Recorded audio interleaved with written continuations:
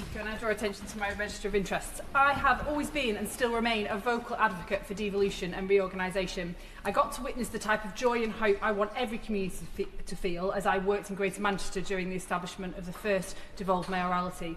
I've had robust debates with councillors and residents of all political persuasions on how local government reorganisation should best work in Lancashire, particularly when a sense of place and home is so important to most of us.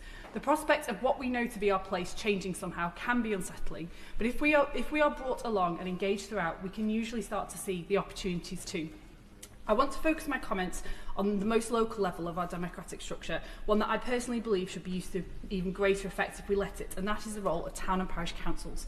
My constituency of Ribble Valley is significantly parished in its rural areas, with parishes like Broughton and Boulderstone, while more suburban areas like Lostock Hall aren't parished, but have very active community groups like the Lostock Hall Village Team. So I do see the strengths of both formal and informal community leadership. In clause 58, this bill rightly creates a clearer requirement for local authorities to create neighbourhood governance structures. And in a statement to this House in June, it was suggested that these could be called neighbourhood area committees led by ward councillors.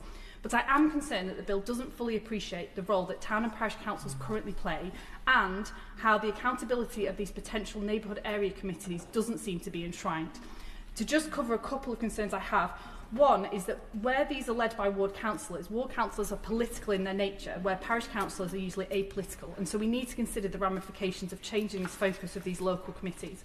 Secondly, how do we ensure that every area is advocated for by a committed representative?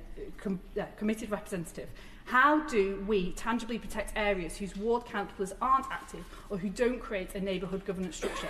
Does this remove the ability for involved residents to form groups outside of this? We all know of councillors, rare as they hopefully are, who stand for political reasons or otherwise and then don't drive things locally.